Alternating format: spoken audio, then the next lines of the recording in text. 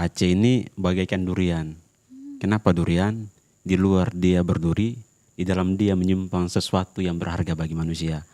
Dalam arti seperti ini, Aceh ini dipandang di luar sana itu mungkin banyak penolakan terhadap orang luar dan sebagainya. Tapi ketika kita tiba di Aceh, banyak pengalaman yang baik, berjumpa sama orang-orang baik. Kalau ingin merasakan sesuatu di tempat itu, maka datanglah ke tempat itu.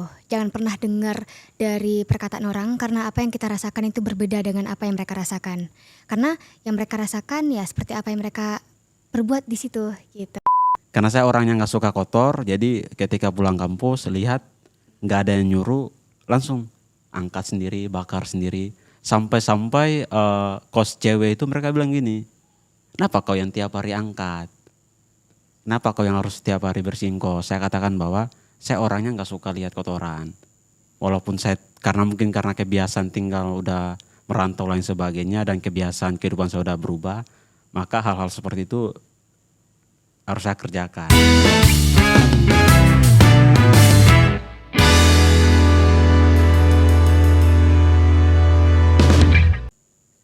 Assalamualaikum warahmatullahi wabarakatuh. Halo Sobat Podcast, kembali lagi di Pegahaba Session, komunikasi podcast, rajanya podcast. Teman-teman semua, pada podcast kali ini kita kembali lagi dengan tema yang akan membawa kebahagiaan dan juga kehangatan nih bagi kita semua. Dan juga penonton-penonton yang ada di rumah, yaitu salam hangat dari Kota Rantau. Nah, di sini saya tidak sendiri, tapi bakal ditemani oleh beberapa narasumber nih yang sudah berhadir ya. Narasumber yang super spesial. Ada dari Padang, dari Jawa Tengah, dan juga dari Papua. Halo Kak Bang. Halo. Oke, selamat datang di Komunikasi Podcast ya. Aduh, aku seneng banget nih kakak dan abang-abang bisa berhadir di Komunikasi Podcast pada episode kali ini. Wah, sebelum itu kita bisa sapa-sapa penonton dulu nggak ya? Bisa ya? Kita sapa-sapa ya. Saya hai. Halo semuanya. Hai. Oke, wah. Mungkin episode kali ini kita ngobrolnya ya santai-santai aja ya. Seputar mahasiswa rantau, oke? Experience gitu ya kakak selama menjalani kehidupan sebagai mahasiswa rantau, khususnya di Kota Melabuh ya. Karena mahasiswa rantau itu pasti memiliki cerita, pengalaman yang super menarik gitu untuk dibagikan kepada penonton yang ada di rumah. Oke, mungkin kita kenalan dulu gak sih? Karena kan ada pepatah nih yang mengatakan, tak kenal maka tak disayang. Kalau mau disayang ya harus kenalan. Oke. Mungkin dari kakak ya, boleh kenalan di rumah, asal nama, jurusan gitu. Oke, halo semuanya. Perkenalkan saya Mutiara Hasnah, asal dari Kabupaten 50 Kota, Sumatera Barat. Terus juga di Universitas Teguh Umar menempuh pendidikan di Prodi Kesehatan Masyarakat, Fakultas Ilmu Kesehatan. Wah, jauh ya dari Padang ke Aceh. Itu biasanya berapa jam Kak tuh dari Padang? Perjalanannya kira-kira kalau menempuh transportasi darat itu kurang lebih paling lamanya 32 jam di jalan. Wah, lama ya. Aduh, saya sendiri belum pernah gitu menempuh perjalanan seperti kakak ya. Semoga nanti bisa ya. Bisa ke Padang ya. Oke, selanjutnya bisa dari abang. Oke, halo teman-teman. Terima kasih Kak. Jadi halo teman-teman, aku Kurniawan Arya Saputra. Biasa dipanggil Arya. Oke. Jadi aku nih berasal dari Jawa Tengah, tepatnya di Wonosobo. Nah, jadi tempatku nih tempat yang dingin teman-teman. Jadi kalau sekarang nih di sini itu ibarat kata kayak di Takengon kayak gitu Kak. Nah itu jadi yang selalu dikangenin di tempatku tuh adalah rasa dinginnya gitu. Karena di sana tuh memang kalau kita di jam 12 gitu kalau misalkan mau tidur nih itu kalau misalnya nggak pakai selimut yang tebal tuh nggak bisa gitu. Wah, jadi beda ya. Iya, beda banget gitu. Kalau di Aceh khususnya di Melabuh panas gitu jam 12, kalau di Wonosobo dingin. Iya, betul. Tapi itu saya nggak kaget juga sih karena saya itu dari dari kecil memang udah dibawa ke orang tua juga itu merantau ke Kalimantan. Jadi rasa panas yang kayak gini tuh ya udah biasa sebenarnya gitu. Jadi nggak kaget lagi ya. Iya, betul. Oke, selanjutnya mungkin dari Abang Darman ya, dari Papua, bisa perkenalan. Halo semuanya, perkenalkan nama saya Darman Niblo. Asal daerah saya dari Provinsi Papua Barat Daya, Kabupaten Tambrau, Kecamatan Sausapor. Kalau spesifik tempatnya untuk teman-teman yang mungkin kurang tahu, dia itu kotanya dia di perbatasan antara Sorong dan juga Manokwari. Dan di Universitas Teguh Umar saya mengambil jurusan Ilmu Hukum, angkatan 24. Wah, selamat datang Bang Darman, Bang Arya, dan juga Kak Mutiara ya, saya panggil boleh?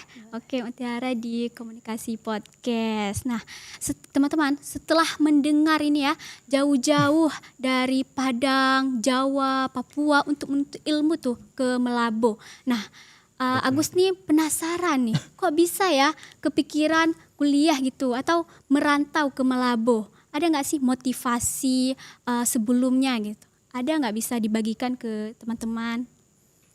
Boleh? Ya boleh Kakak. Singkat cerita, sebenarnya itu nggak ada yang apa ya, kalau kita bilang niatan awal ke Aceh itu sebenarnya nggak ada. Tapi waktu aku kelas 6 SD, yang memang kita itu disuruh guru ngegambar peta Indonesia. Iya, iya. Nah, aku suka gambar, tapi gambar itu bukan ngegambar yang gimana-gimana, cuman suka peta. Nah, suka peta, gambar dari atas. Aku mikir gini, kapan ya aku bisa ke Provinsi Aceh? Iya, Bilang gitu. Karena provinsi yang paling ujung di Pulau Sumatera gitu. Kapan ya aku bisa ke sini? Bilang kayak gitu.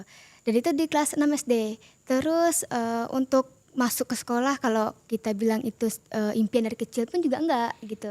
Tapi waktu kuliah ternyata omonganku dari SD itu ternyata terwujud di tahun 2023, tepatnya di tanggal 8 Agustus. Itu pertama kali kami sekeluarga menginjakkan kaki di tanah Aceh. Itu yang mengantarkan aku untuk kuliah di sini. Itu jadi kayak aku mikirnya gini, ternyata mantra-mantra kecil yang aku ucapkan itu ternyata diwujudkan gitu loh. Maksudnya aku enggak berharap sampai yang harus berdoa, harus sujud, sholat apa segala macam untuk sampai ke sini, tapi dengan mantra kecilnya tadi itu ternyata aku sampai di sini. Dan juga untuk sampai di podcast ilmu komunikasi ini juga seperti itu. Aku juga bergumam, kapan ya aku bisa masuk ke sini, masuk dalam arti kata itu sebagai narasumber, sebagai posisi yang sangat berbahagia pada hari ini.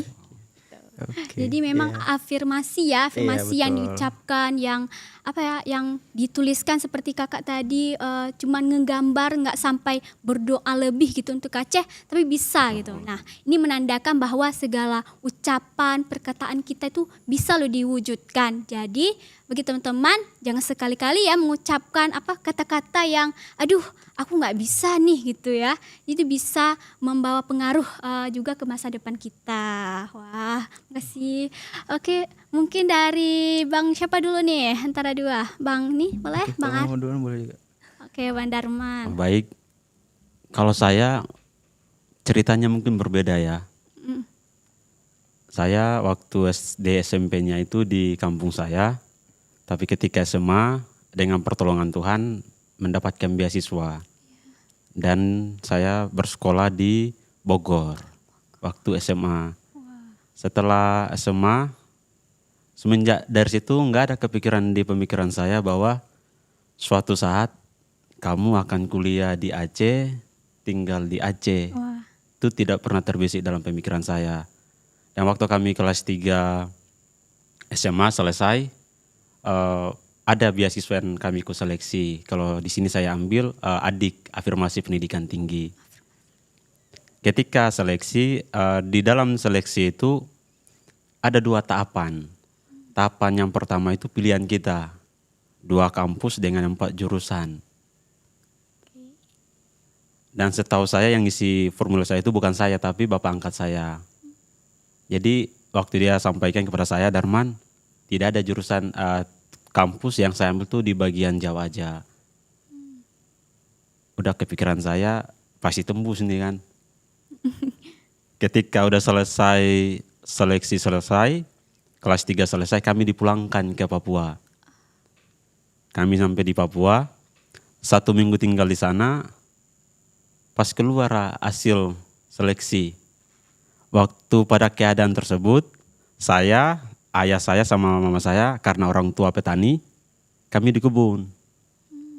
Tiba-tiba dikasih kabar, teleponlah mama, ada kenalan mama. Bu, anak ibu lolos beasiswa nih. Terus karena kami di kebun, mama nelpon kakak, disuruhlah kakak untuk cek beasiswanya, penempatannya di mana. Waktu kakak cek, mungkin karena dia nggak baca baik, dia taunya itu saya tembusnya kampusnya itu di Jawa Barat. Sedangkan dia nggak sadar bahwa Jawa Barat itu asal sekolah saya. Saya pulang ke tempat kakak saya di kota, saya pergi cek sendiri. Ketika cek, keluar nama Aceh di bawah, Melabu. Ketika itu keluar, kepikiran saya nih, ini gimana nih? Bawa ke orang tua, diskusi sama ayah sama ibu, gimana keputusannya? Apakah saya berangkat ataukah tidak? Karena nggak pernah dalam sejarah hidup saya, semenjak saya lahir, nggak ada kepikiran saya ke Aceh. Ketika sama orang tua katakan bahwa ini bukan campur tangan kita, ini udah tuntunan dari Tuhan.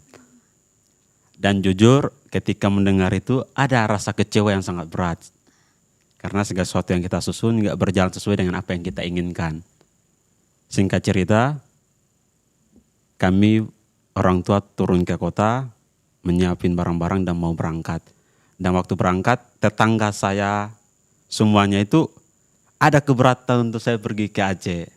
Karena kita tahu bersama bahwa mungkin Aceh di luar dari Provinsi Sumatera, mungkin ada pembahasan-pembahasan atau cerita-cerita yang agak nggak baik tentang Aceh. Dan itulah terbang di pemikiran tetangga-tetangga saya.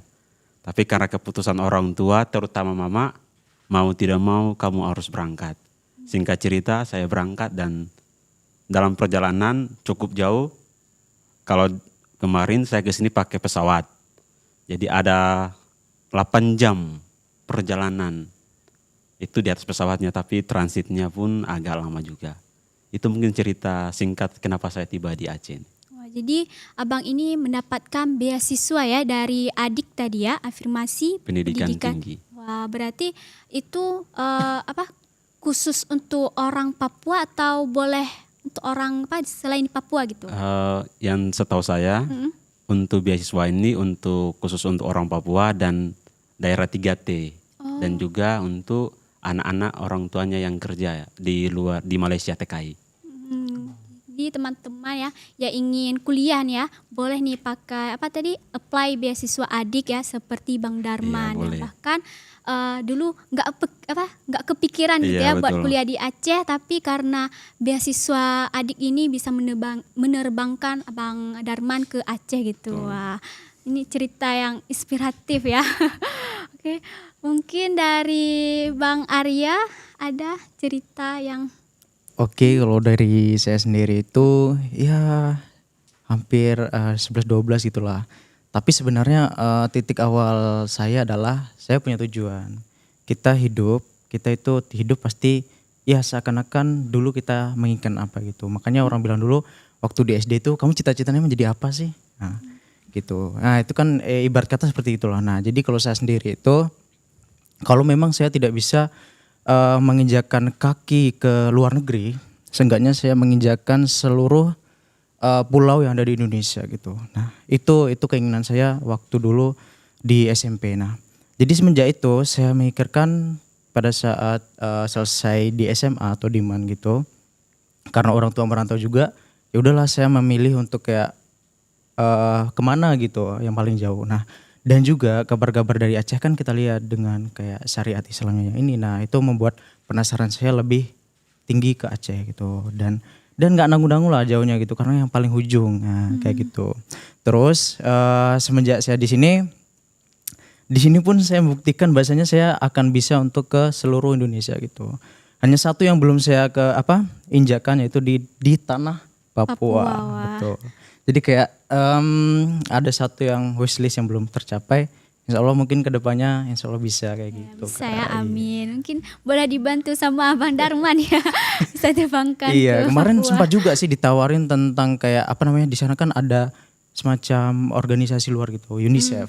Nah kemarin saya mau apply juga gitu, karena kan ada dosen yang memang join sama UNICEF gitu. Jadi dengan pertimbangan juga karena belum ada itunya, ya masih kita tunda dulu gitu. Ya, semoga ke depan bisa ya. Iya. Oke, ini tadi saya dengar Bang Darman ya, kan keluarganya atau tangganya gitu ya mendengar framing dari media sosial Media itu sosial. bahwa Aceh ini ya kurang baik gitu Iya, ya, atau kurang buruk. ramah terhadap Iya. orang lain ya. Tapi kalau Abang Darman sendiri bagaimana kesannya itu gitu? Kalau kesan ya, semenjak saya tiba di sini, ketika saya telepon sama orang tua orang di luar dari Aceh, saya cuma kasih satu statement aja. Aceh ini bagaikan durian. Kenapa durian? Di luar dia berduri, di dalam dia menyimpan sesuatu yang berharga bagi manusia.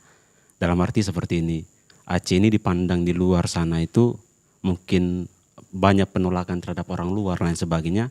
Tapi ketika kita tiba di Aceh, banyak pengalaman yang baik, berjumpa sama orang-orang baik. Dan Aceh kalau menurut saya sendiri ya, ketika saya tiba di sini, orang bertindak kepada kita sesuai dengan apa yang kita perbuat kepada orang lain. Jadi ketika saya tiba di Aceh, itu yang saya dapatkan. Banyak hal-hal baru yang belum pernah saya jumpai ya di kampung saya, walaupun saya merantau ke Bogor. Kalau di Bogor berbeda dengan Aceh, di kampung saya berbeda dengan Aceh. Walaupun di kampung saya mungkin orangnya baik, tapi kalau kita ke Aceh berbeda lagi dia. Suasananya, orang-orangnya. Dan yang saya akuinya itu Aceh adalah tempat yang ternyaman sih karena tingkat kejahatannya sangat menurun. Jadi memang nggak semua yang di media sosial tuh benar gitu ya Benar diberitakan. dengan apa yang dikatakan ya. Jadi memang harus kalau mau membuktikan ya seperti Bang ini Arya harus langsung terjun gitu ke tempat yang ingin tuju ya. Betul. Kita Ini kalau Kak. merasakan apa namanya, ingin merasakan hal yang memang sebenarnya orang tua nggak rasakan sebenarnya seperti apa, ya kita memang harus ke situ langsung gitu. Kalau Kak sendiri tadi bersama keluarga ya langsung injak ke tanah Aceh. Nah, kalau Kakak dan keluarga bagaimana tuh pertama kali melihat Aceh gitu, lebih ke kesannya lah. Oke, sebenarnya untuk izin aku kuliah ke Aceh itu cukup berat.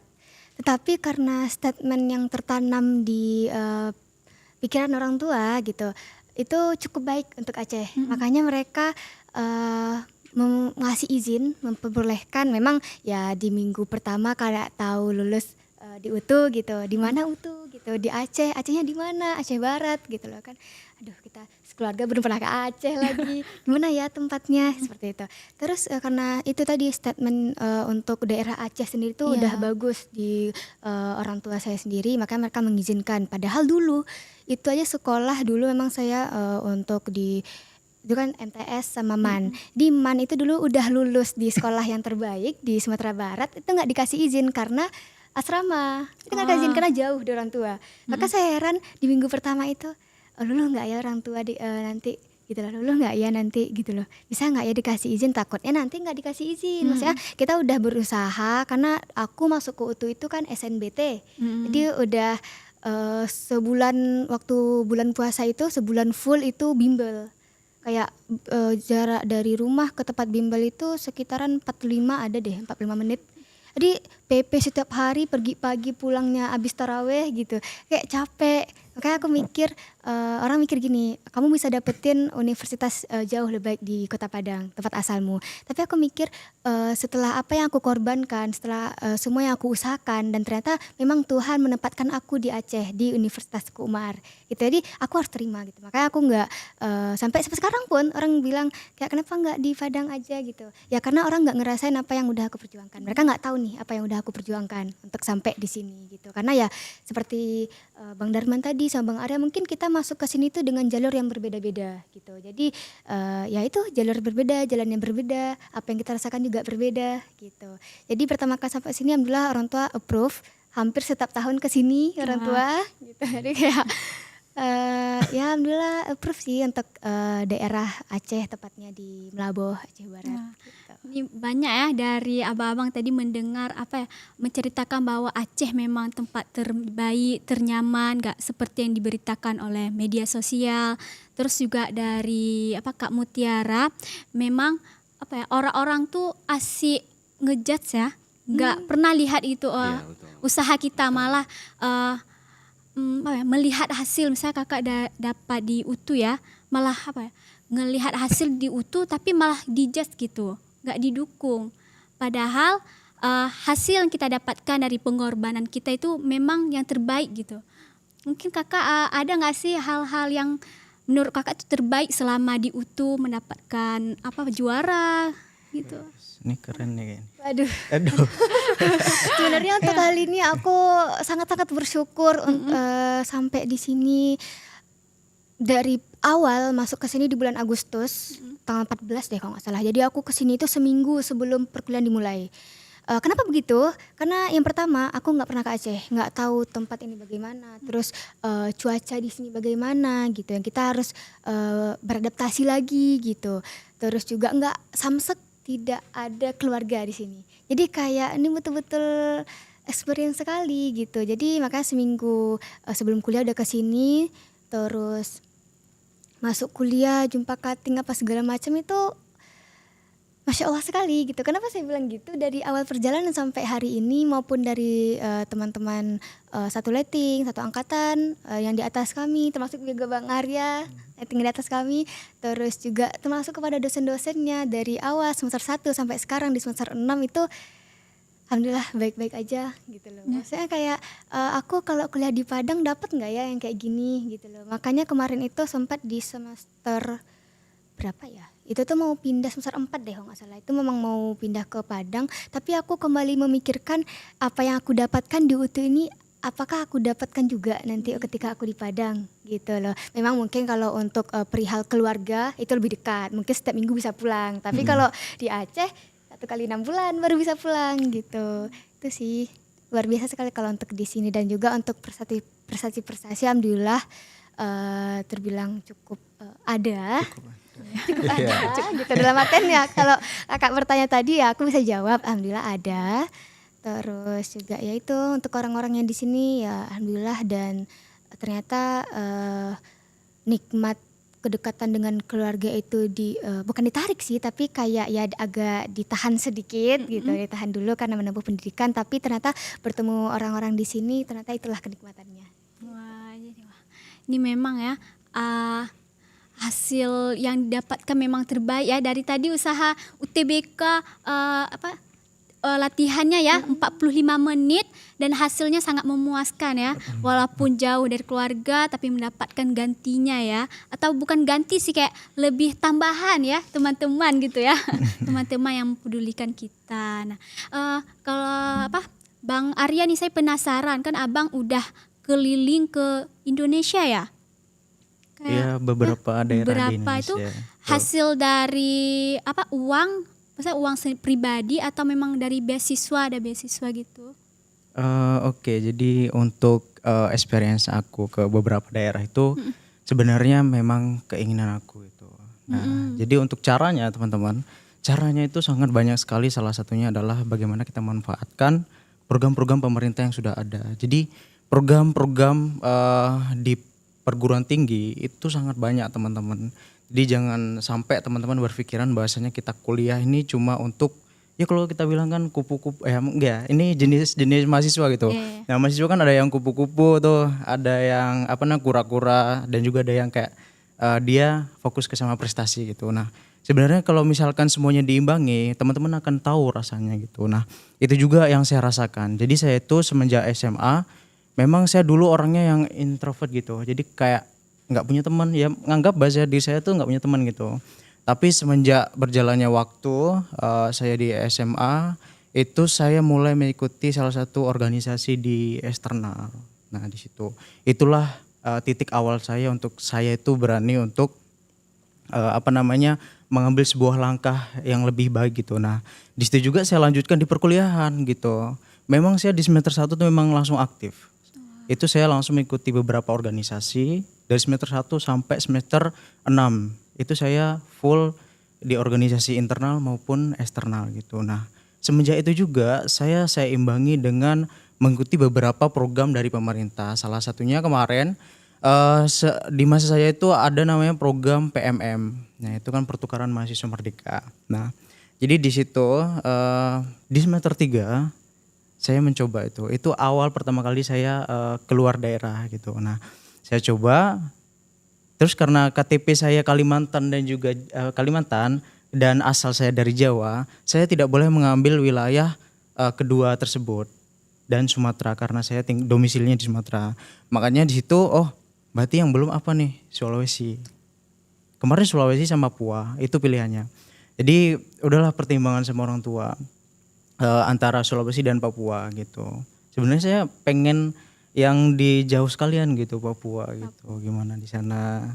Dan sudah saya yakinkan juga orang tua di sana karena memang di pusat ibu kotanya gitu kan, itu masih saja belum boleh. Ya itu tadi sama yang dibilang sama Bang Dharma. Jadi stigma kita yang memang bukan orang asli itu memang berbeda gitu. Nah, caranya untuk untuk memberi pemahaman kan sangat mudah sebenarnya. Bagaimana kita menginformasikan beberapa informasi dan kita sampaikan dengan pendekatan secara psikologi gitu. Jadi kita nih secara sosial itu memang mampu untuk memahami secara mudah kalau memang caranya betul kayak gitu. Itu sama. Makanya tadi yang dibilang Bang Rahman itu ya berbalik sama saya juga kayak gitu. Ketika saya mau ke Papua, stigma orang tua ya seperti kayak gitulah kita bilang. Nah, di situ juga makanya alih-alih dalih juga ya udahlah kalau memang tidak boleh di situ saya ke Sulawesi aja gitu. Udah di sana dan udah ternyata saya lulus gitu. One shot. Nah, itu juga kayak saya itu memang benar-benar awal dimulainya saya ingin lebih. Ketika kita merasakan kita sudah lolos nih misalkan, kita ada keinginan untuk lebih. Nah, itu juga yang saya mau bilang sama teman-teman. Jadi teman-teman jangan merasa teman-teman tuh tidak bisa. Teman-teman rasakan dulu. Karena ketika teman-teman sudah sekali mencoba, teman-teman akan merasa ingin lebih daripada apa yang teman-teman lakukan gitu. Nah, terus di sana udah ya singkat ceritanya ya, saya di sana memang benar-benar banyak pengalaman kalau di Sulawesi. Karena di sana kan memang ada namanya gong perdamaian gitu. Nah, itu salah satunya di Sulawesi Tengah. Di situ. Apa itu gong Di perdamaian? perdamaian tuh kayak kita bilang semua agama tuh ada di situ. Iya. Nah, di situ. Jadi saya waktu itu mengikuti salah satu kegiatan forum seminar itu memang tentang keragaman agama gitu. Memang di situ. Nah, di situ saya mengikuti Nah, memang di situ memang diajarkan bagaimana kita mentoleransi terhadap sama agama gitu. Itu keren banget dan itu menjadi pengalaman yang luar biasa selama saya menjalani kehidupan. Seperti itu. Mungkin itu dulu lah, Kak. Keren banget Panjang ya. Oke. Banyak ya panjang dah. Ceritain semua. Ya, karena Iya. semakin banyak pengalaman semakin panjang ya Betul, ceritanya. ceritanya. Oke, tadi ada bahas sedikit toleransi Iya. dan juga sekarang kita udah memasuki bulan Ramadan ya. Oke, kita bisa bahas tentang Ramadan ya. Kalau mungkin dari Bang Darman ya, Bang Darman ini kalau bisa tahu non Muslim. Iya, non-muslim. Oh, Saya non-muslim. Kristen Advent. Oh, Kristen. Gitu. Jadi kalau Kristen Advent itu berbeda sama Kristen lain. Kenapa? Karena kami beribadah pada hari Sabtu. Dan juga banyak pantangan kami. Misalnya kami nggak makan babi, teh, kopi nggak minum. Jadi banyak pantangannya. Tapi dalam satu rangkumannya Kristen juga. Kalau soal Ramadan itu ada nggak di Papua daerah Abang? Kalau daerah saya sendiri sama juga seperti disampaikan. Tempat saya kalau biasa dikenal dengan satu rumah 3 tungku. Artinya satu rumah 3 agama. Bisa saja kita jumpai kadang bapaknya Kristen, ibunya Islam, anaknya Katolik. Jadi satu rumah itu bisa 3 agama. Tapi yang saya sangat senang di tempat saya itu yang tadi toleransinya sangat tinggi. Jadi kami nggak ada stigma karena kamu serumah berbeda sama kita maka walaupun kamu anak saya harus keluar. Tapi itu tidak pernah terjadi di tempat saya. Dan kalau dibilang bulan Ramadan sendiri, kalau saya anak rantau ya. Kalau tempat kami kalau bulan Ramadan kayak gini, terutama orang tua kami ya. Kalau kami biasa kalau udah bulan Ramadan, apalagi udah akhir-akhir puasa kan potong kurban lain sebagainya. Nah kebiasaan di kampung saya itu dari masjid didoain dibagikan ke rumah-rumah masyarakat. Dibagikan itu ada udah bentuk udah masak dikasih, atau kadang belum masak dibagikan karena di sana nggak ada yang dibilang dibatasi ini untuk ini aja, nggak bisa. Jadi bagikan satu persatu, satu rumah persatu.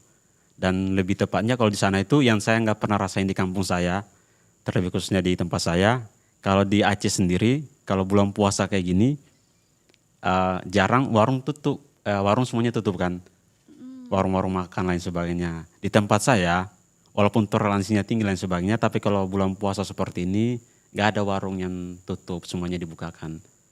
Dan juga di sini pun saya sangat bersyukur karena satu pengalaman yang luar biasa ya, udah 2 tahun sini, tahun yang kedua di bulan puasa.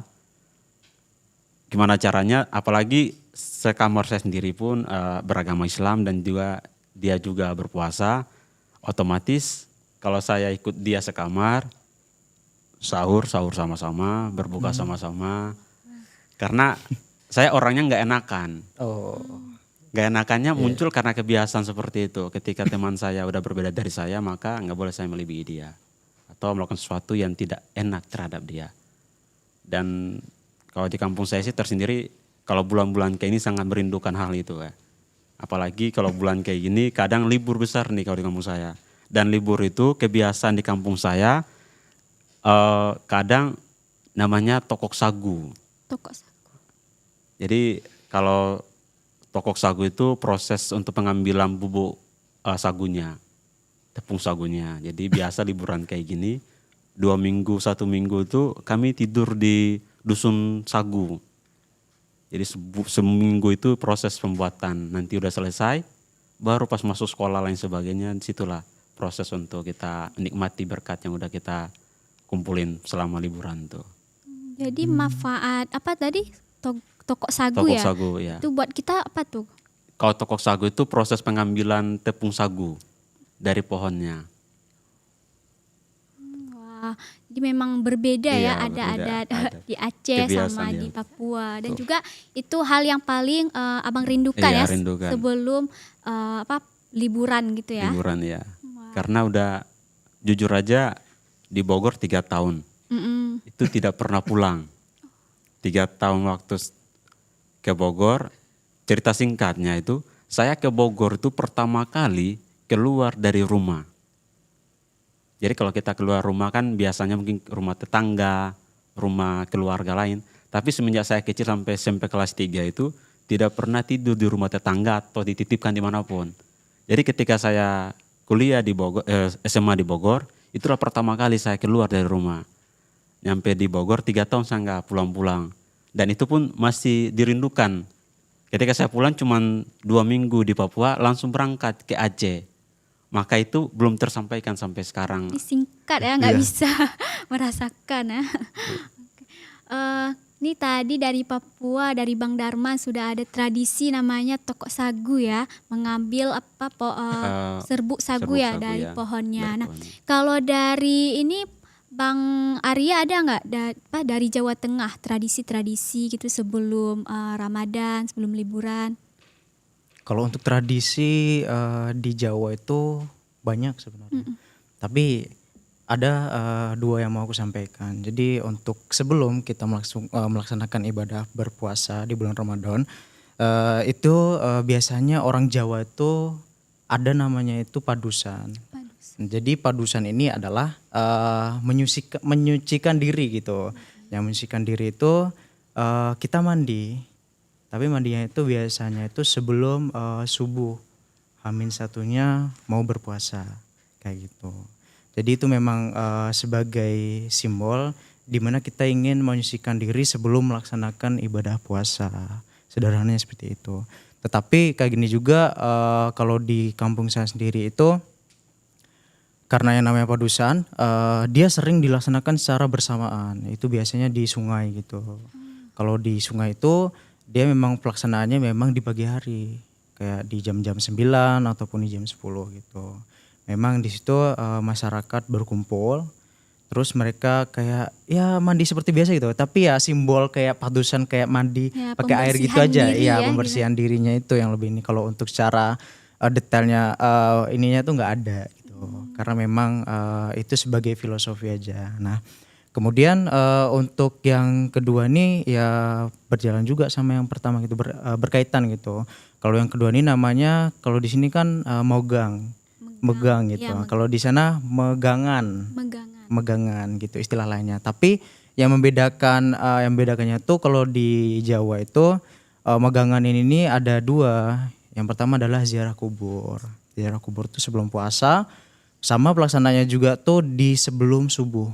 Kita ke kuburan, ziarah ke kuburan bersama keluarga dan juga kerabat kayak gitu. Terus yang kedua itu melaksanakan semacam apa namanya? Apa ya itu namanya tuh? Syukuran gitu. Jadi syukuran tuh kayak membagi berkat sesama tetangga kayak gitu. Jadi nanti didoakan, habis itu setelah didoakan baru nanti ini sedekah semacam berkatnya itu dibagikan ke kerabat ataupun tetangga dekat, Jadi setiap kayak rumah gitu. saling bagi-membagi Iya, ya. betul kayak gitu. Sebenarnya banyak sih, cuma saya sendiri karena memang jarang di rumah juga ya kurang tahu gitu ya. Suka main soalnya. Memang dari cerita tadi kan memang Iya, suka aduh. main ya. Kita keluar ya. Udah bukan orang Jawa nih. Orang Aceh. Iya, karena ada juga yang bilang ke aku kan, kok kamu kayak bukan orang Jawa ya? Dari bahasanya pun kayak bukan bahasa orang Jawa gitu. Saya bingung juga. Oh iya ya, saya nggak sadar di situ. Kayak gitu. Ini karena udah pengalaman ke beberapa Indonesia Iya. jadi logatnya ya dah apa biasanya orang Jawa mudok gitu ya. Iya betul. Kalau orang Jawa kan punya ciri khasnya dia medok kalau ngomong gitu. Apa iya mbok kayak gitulah. Ciri khasnya udah berubah karena saking merantaunya keluar terus daerahnya. Benar kata mana Dari gitu. anak rantau ya. Kalau dari Padang ada nggak Kak? Kalau dari Padang sendiri mendengar cerita yang dari Jawa Tengah itu lebih kurang sama, tapi namanya beda. Kalau tempat kami namanya itu Balimau. Jadi Balimau. Balimau itu kayak ini loh, kayak mandi keramas. Jadi mandi dari ujung kepala kayak membersihkan diri juga. Nah gitu, jadi mandi Balimau. Tapi kalau di keluarga saya sendiri itu biasanya juga saya hari Senin mau puasa. Balimaunya hari Minggu, terus hari Sabtunya itu silaturahmi sama keluarga, kumpul di satu rumah. Nah kalau di tradisi keluarga kami ada satu rumah yang memang itu tempat kumpul semua keluarga dari sebelah ibu. Nah kumpul di situ semua tuh, hari Sabtu tuh kumpul di situ semua. Pagi itu kayak ziarah dulu, siangnya makan-makan, syukuran gitu. Bagi juga ke tetangga. Besoknya itu kayak istilah liburannya kita pergi ke sungai, kita pergi ke tempat yang emang sumber air lah kita bilang. Nah pergi ke situ, mandi di situ, sorenya itu kembali lagi, nggak lupa dengan maaf-maafannya, yaudah balik lagi ke rumah. Jadi satu rumah itu yang selalu kami jadikan tempat pulang. Jadi kalau istilah rumah di rumah saya itu kayak gini, kalau sebelum puasa pulang nggak? Pulangnya itu ya ke sini gitu loh, pulangnya ke satu rumah itu. Nanti kalau lebaran juga gitu, habis sholat id pulang nggak gitu ya, pulangnya ke rumah itu gitu. Karena semua dari A sampai Z, kumpul di situ semua, sanak saudara, sepupu, kumpul di situ semua. Jadi ya kurang lebih kalau untuk tradisi ya sama, tapi ya penyebutan namanya aja yang berbeda. Setiap daerah beda ya, tapi tetap sama apa tetap satu tujuan juga Satu ingin tujuan. membersihkan diri atau pemberkatan ya. Wah. Oke, kalau bahas rutinitas ini ya, kalau di rumah kan apa ya, kalau buka puasa gitu ya bareng keluarga dan juga hal kegiatannya juga berbeda gitu ya. Boleh nggak spill gitu rutinitas selama bulan Ramadan atau selama menjadi mahasiswa rantau gitu di Aceh? Rutinitas kegiatan.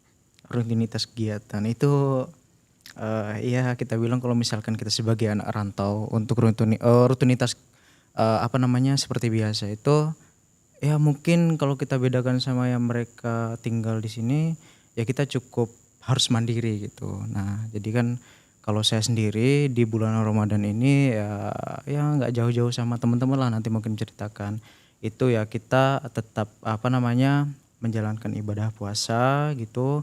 Kemudian kayak rutinitas ya kalau saya sendiri ya, saya sebagai mahasiswa di Universitas Teguh Umar nih, cowok lagi gitu. Jadi kalau saya itu misalkan lagi puasa memang ya paling karena saya suka makan ya, saya hobi makan gitu, ya masak gitu. Nah jadi setiap misalkan karena saya juga sekarang udah nggak kuliah, jadi kalau saya itu setiap nanti jam-jam ya sekitar jam 3 gitulah, itu saya pasti langsung belanja gitu. Dan belanjanya pun bukan belanja yang kayak mingguan, bulanan gitu, enggak. Jadi sekali saya belanja, itu langsung saya habiskan gitu di waktu itu. Misalnya kayak belanja cabai ataupun bumbu-bumbu gitu, itu saya beli mungkin 1.000 2.000 kayak gitu. Jadi memang kayak nyicil gitulah. Cuma itu boros sih kalau kita bilang. Tapi kalau saya sendiri karena itu untuk bikin saya nggak boring di rumah ataupun di kos gitu, males-malesan, ya lebih baik saya melakukan kegiatan yang memang saya suka gitu. Jadi ketika itulah saya tuh hobi juga sih kalau masak gitu. Masak udah saya undang teman-teman gitu untuk buka bersama di rumah kayak gitu. Jadi saya kalau masak tuh nggak sedikit. Jadi minimal kalau misal masak nih kayak beli sayuran tuh ya memang satu ikat gitu. Itu kan banyak tuh. Kalau orang kan biasanya untuk 2 kali masak. Kalau saya enggak. Saya langsung 1 kali masak. Habis itu ya udah karena ini banyak kan. Ya udah saya undang lah teman-teman untuk sesekali berbuka bersama di rumah kayak gitu. Karena di rumah saya memang cuma 3 orang gitu. Makanya ya udahlah saya undang teman yang lain. Itu seperti buka juga masak sendiri ya tadi. Iya, betul. Keren ya. Selain tadi pengalamannya juga memasaknya juga pintar ya. Biasanya cowok nih nggak mau masak gitu ya, bisa gitu. Malas, lebih tepatnya malas masak. Iya, apalagi sekarang udah sahur nih, masak sendiri juga sahur. Iya. Wah, betul. keren ya. Cuma saya jarang sahur sih. Oh, jarang sahur. Gak apa, yang penting puasanya nggak bolong ya. Nggak bolong. Aduh. Nih kalau dari Bang Darman ada nggak yang berbeda gitu? Kalau berbeda, mungkin agak berbeda ya.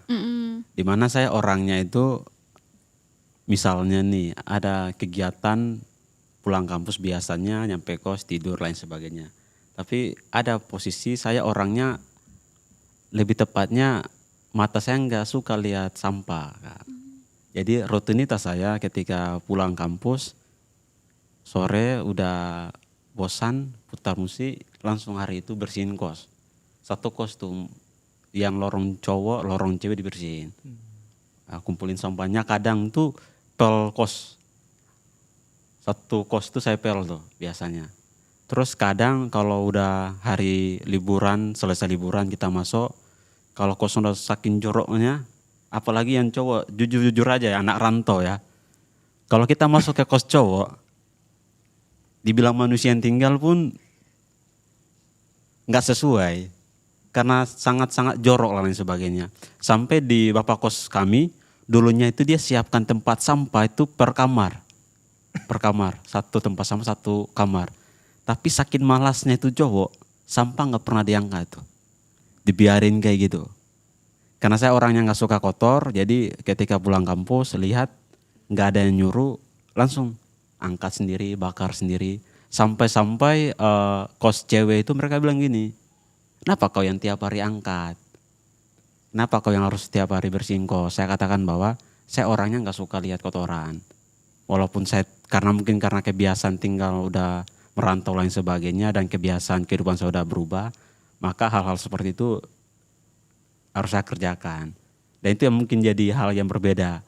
Dan yang satu lagi semenjak puasa ini yang tadi saya sudah sampaikan, satu hal yang berubah ya saya harus ikut puasa juga. Karena teman sekamar saya dia juga Islam, maka mau nggak mau ketika kami nggak bangun sahur ya tahan lapar kayak gini aja lah. Pulang kos baru masak nasi makan, itu aja sih. Dan juga masih banyak lah cerita-cerita yang ini. Dan syukurnya karena kebiasaan saya seperti itu, orangnya suka membersihkan kos, kadang bermain sama tetangga dan sebagainya. Saya waktu pertama datang ke sini, masuk ke kos, hari pertama, hari kedua, ketika 2 hari dipanggil bapak kos, Darman ke sini. Kenapa Pak? Karena kau orangnya ringan tangan, gak usah kau bayar kos.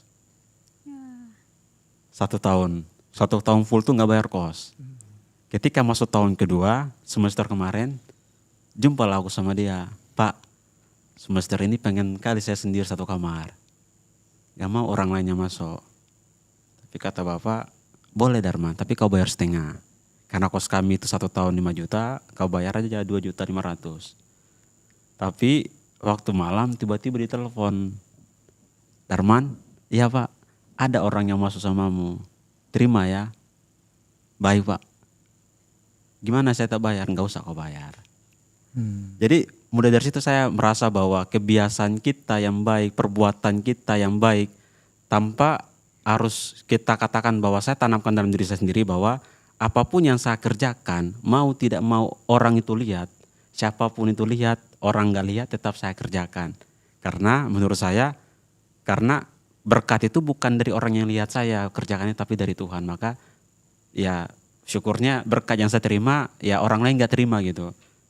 Dan saya rasakan itu ya syukur bisa 2 tahun anak rantau ketemu sama tetangga bapak kos yang udah saya anggap bapak sendiri karena saking baiknya dia.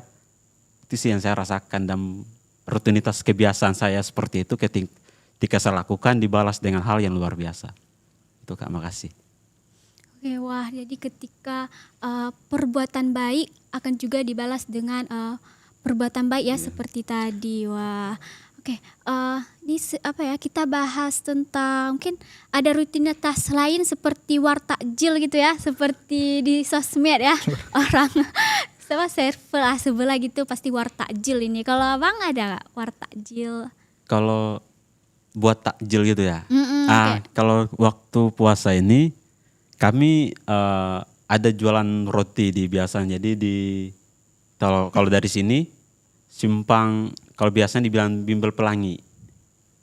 Jadi biasa pulang kuliah, ganti baju jam 4 langsung ke sana ambil roti jualan. Itu sih yang mungkin hal yang berbeda ya. Setiap pulang sekolah, tapi karena jadwal kuliah pun harus disesuaikan. Jadi waktu jam-jam kosong ketika pulang kuliah, kami ada buat kelompok. Jadi yang cowok semua. Kelompok-kelompok cowok itulah dibagi 4 tempat lokasi untuk jualan. Ada 1 lokasi di Jalan Manero, ada 1 di Bimbol, ada 1 di sebelum jembatan Jambes, dan 1 lagi di Ica Sandal. Ada 3 tempat lokasi. 3 lokasi ini yang jaga cowok semua. Dan itu udah kebiasaan. Jadi ketika tahun kemarin pun kami jualan roti juga. Itu sih kayak hal yang berbeda yang kita lakukan cuma sekali setiap tahun di bulan puasa. Iya, jadi harus dilakukan ya. ya. Harus dilakukan. Ini super menarik ya dari tadi kita kehidupan anak rantau, terus pengalaman-pengalaman yang super keren-keren ya. Apalagi abang-abang nih ya suka rajin memasak, bersih-bersih gitu. Wah, keren. Dan juga ini dari Padang gitu ya, banyak meraih prestasi-prestasi yang luar biasa. Wah. Mungkin ini terakhir ya bisa sampaikan nih pesan-pesan kepada mahasiswa yang di sana, mahasiswa rantau juga merasakan juga kesepian gitu, kegagalan kayak Kakak Mutiara tadi. Pergi ke nggak di JAS gitu ya. Misalnya dia kuliahnya di UTU gitu, tapi orang-orang bilang kenapa harus di UTU gitu kan? Kan banyak masih universitas terbaik seperti Andalas ya Kak? Seperti Andalas gitu di Padang, ada nggak? Boleh sampaikan pesan-pesan gitu untuk penyemangat, motivasi untuk mahasiswa rantau. Boleh dari siapa? Boleh. Oke, untuk pesan-kesannya, kalau ingin merasakan sesuatu di tempat itu, maka datanglah ke tempat itu. Jangan pernah dengar dari perkataan orang, karena apa yang kita rasakan itu berbeda dengan apa yang mereka rasakan. Karena yang mereka rasakan ya seperti apa yang mereka perbuat di situ gitu.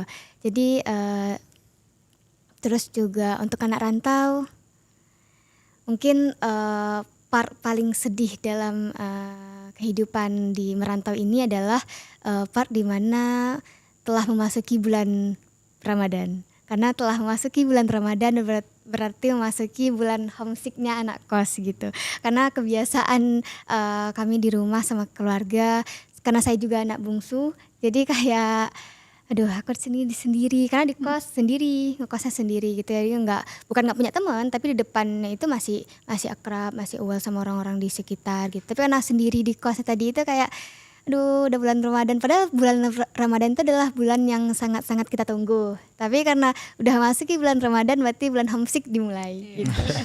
Tapi semangat buat anak rantau, dari manapun kamu, jangan pernah judge tempat pendidikan kamu, karena ya itu tadi, karena di mana bumi dipijak di situ lagi dijunjung. Oke, sekian. Super keren ya pesan-pesannya. Dari Bang Darman. Bang Darman oke. boleh. Kalau saya sendiri ya, ketika saya merantau, saya masih ingat kata bapak saya.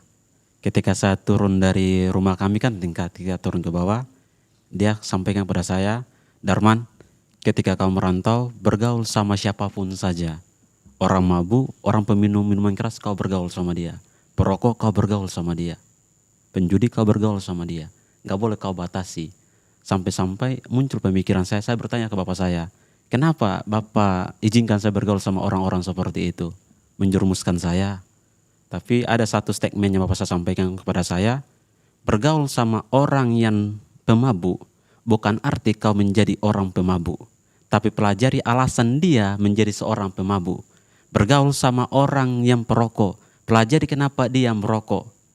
Bergaul sama orang kaya, tapi jangan jadi kaya pada saat itu, tapi pelajari bagaimana proses dia menjadi orang kaya. Dan setiap poin-poin yang kau dapatkan itu tidak mungkin terwujud kalau kau tidak mempraktekkan itu. Dan ketika saya sampaikan bahwa kenapa kau bergaul sama orang mabuk, terus kau tahu alasan dia mabuk, karena nanti di posisi yang sama kau tahu solusinya seperti apa.